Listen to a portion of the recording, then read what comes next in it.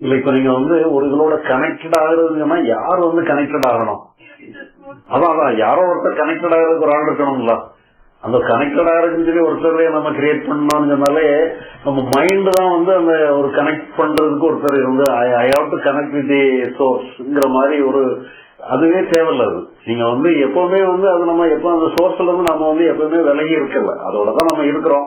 But இருந்தாலும் சொல்லி சொன்னா நம்ம அதை கனெக்டடா இருக்கிறோங்கிற ஃபீலிங் எல்லாம் நம்ம அப்படி ஒரு அனுபவத்தை நம்ம எதிர்பார்க்கிறோம். நம்ம கனெக்டடா இருந்தோம்னா ஒரு அனுபவம் இருக்கும், டிஸ்கனெக்டடா இருந்தோம்னா வேற மாதிரி அனுபவம் இருக்கும்னு நினைக்கிறோம். அப்படி கிடையாது. எல்லா அனுபவமே அதுல இருந்து தான் வருது. நல்ல அனுபவம் மோசமான அனுபவம் சொல்லி நாமளா தான் பிரிச்சுக்கிற மொழிய எல்லா எக்ஸ்பீரியன்ஸஸுமே அந்த சோர்ஸ்ல இருந்து தான் வருது. அதனால எப்பவுமே நம்ம கனெக்டட் இன் தி சோர்ஸ் தான். அதுல ஒன்னும் நமக்கு இது நினைக்கணும்னு அவசியம் இல்லை. ரெண்டாவது இப்ப என்னன்னு சொல்லிச்சுன்னா ப்ராப்ளம் அந்த சோர்ஸ்ல கனெக்டட் ஆகுறதுன்னு சொல்லி யாரோ ஒருத்தர் உள்ள இருந்து அவர் அதுல கனெக்டட் ஆகணும்னு சொல்லி நம்ம கவனம் பண்ணும் பொழுது அந்த சோர்ஸ பத்தியே நாம நமக்கு தகுந்த மாதிரி ஒண்ணு எடுத்துக்கிட்டோம். இதுதான் அந்த சோர்ஸ் எடுத்துக்கிட்டோம். அதுவும் கூட அந்த கனெக்ட் பண்ணணும்னு நினைக்கக்கூடிய நபருடைய ஒரு கற்பனையா தான் நம்ம வச்சுக்கிறோம். உண்மையிலே அப்படி நம்ம இவருடைய கற்பனையா ஒன்னு கனெக்ட் பண்ணிட்டோம்னா அது சரியான இது இல்ல. அது நம்ம உண்மையில ஆக்சுவலா எல்லாமே எல்லாரும் தான் வருது. அப்படி எடுத்துக்கிட்டோம்னு சொல்லிச்சோம்னா இது ஒரு இன்ஃபரன்ஸா தான் எடுத்துக்கிடணும், ஒரு எக்ஸ்பீரியன்ஸா எடுக்கக்கூடாது.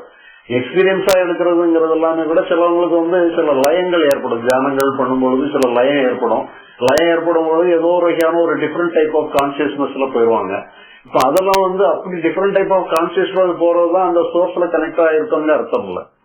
உண்மையிலே எல்லாமே அதோட தான் கனெக்டடா இருக்கு. எல்லாம் இப்ப நம்ம நல்ல ஒரு பிளிஸ் கான்சியஸ்னஸ்ல இருக்கிறது மட்டும்தான் அந்த சோர்ஸோட கனெக்ட் ஆயிருக்குன்னு அர்த்தம் இல்ல. நீங்க ஒரு கோபம், வருத்தம், பயம் வர்றது கூட அந்த சோர்ஸ்ல தான் வருது. எல்லாமே வருது நம்ம மைண்டினுடைய தன்மை, சூழ்நிலையுடைய தன்மைக்காக ஒரு எமோஷன்ஸ் வெளிப்படுது. நீங்க அப்படி நீங்க பெர்மனண்டாவே ஒரு இதுல கனெக்ட் ஆகி ஒரு நல்ல பிளிஸ் கான்சியஸ்னஸ்ல இருந்தீங்கன்னு சொன்னா உங்க பாடியே கூட உங்களால மெயின்டைன் பண்ண முடியாது. பாடியே கூட டிஸ்டர்ப் ஆயிரும். அதனால அந்த மாதிரி இதெல்லாம் அதையுமே கூட ஒரு ரியாக்ஷன் மாதிரி வந்துட்டு போற மாதிரி தான் விட்டுறணும். பிளிஸ் கான்சியஸ்னே கூட வந்துட்டு போற மாதிரி இருந்தா தான் நல்லது. இல்லைன்னு சொன்னா அதுவே உங்களுக்கு மைனஸ் ஆயிடும். அது பிளஸ்ஸா இருக்கிறது மைனஸா மாறிடும். ஒரு நல்ல ஒரு ஆரோக்கியத்தை கூட டிஸ்டர்ப் பண்ணிடுறது. ஆரோக்கியத்தை கூட மெயின்டைன் பண்ண முடியாது. சொல்ல போனா நமக்கு அப்படி ஏற்படக்கூடிய எல்லாமே அது ஒரு வகையான மனோ லயத்தினால ஏற்படக்கூடியதான். இப்ப நம்ம லயமே நமக்கு முக்கியமானது இல்லை, மனோ நாசம் தான் நமக்கு முக்கியமானதோடைய. லயங்கிறது ஒரு பிரிலிமினரி ஸ்டேஜ். ஒரு ஆரம்ப காலத்துலதான் ஒரு நல்ல உணர்வோட இருக்கிறது, பிளிஸ் கான்சியஸோட இருக்கிறது, ஒரு நல்ல உணர்வையே மெயின்டைன் பண்றதுங்கிறதெல்லாம் ஒரு பேசிக் ஆரம்ப கால அணுகுமுறை இருக்கு. அப்புறம் அதுக்கப்புறம் எல்லாத்தையுமே விடுற அணுகுமுறைக்கு வந்துடும். அடையிறது, மெயின்டைன் பண்றதுங்கிறதே இருக்கக்கூடாது. எல்லாமே விட்டுட்டு போற மனநிலைக்கு அதான் லிபரேஷன். லிபரேஷன் அது பிளிஸ் கான்சியஸ்ல இருக்கிறது தான் லிபரேஷன் கிடையாது. பிளிஸ் கான்சியஸ்னே கூட நம்ம புறக்கணிக்கிறது தான் லிபரேஷன். அது அதனால அது வேற. இந்த மாதிரி ஒரு எஸ்டாப்ளிஷ் ஆகி உட்கார்றது வேற. அதெல்லாம் ஒரு மன லயத்தோட சேர்ந்தது.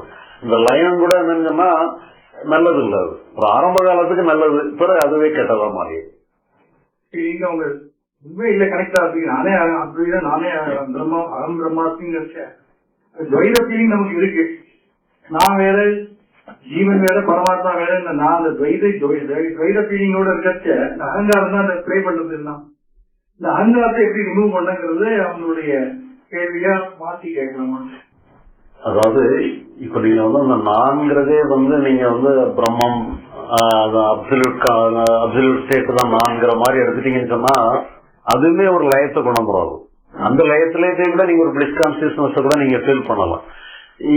இப்ப இது அதுவுமே என்னன்னு சொல்லிச்சுன்னா ஒரு பிரிலிமினரியான அம்சமா இருக்கும். அப்புறம் அதுக்கப்புறம் என்னன்னு சொல்லிச்சோன்னா நான்கிறத நீங்க விட்டுறணும். அதை நான்கிறது கூட பிடிச்சிருக்காது. அது பிரம்மமாவே இருந்துட்டு போட்டோம், எதுவா இருந்தாலும் அதுவா அதுவா போட்டுன்னு விட்டுட்டீங்கன்னு சொன்னா இந்த நான்கிறதே லிபரேட் ஆயிடும்.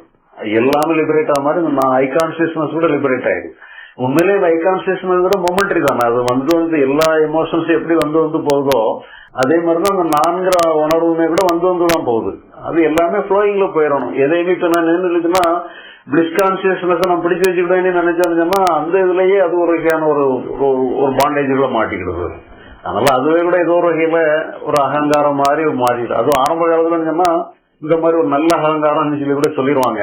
பட் இருந்தாலும் அது ஆரம்ப காலத்துக்கு கரெக்ட் தான். அப்புறம் அதுக்கப்புறம் என்னன்னு சொல்லினா நம்ம அதையுமே நம்ம விட்டுறோம். எதையுமே நம்ம பிடிச்சு வைக்கிறதுக்குன்னு சொல்லி நமக்கு எந்த ஸ்டாண்டுமே இருக்கக்கூடாது. ஃப்ளோயிங் மட்டும்தான் இருக்கணும் ஒழிய ஒரு ஒரு ஸ்டாக்னேஷன் இருக்கக்கூடாது.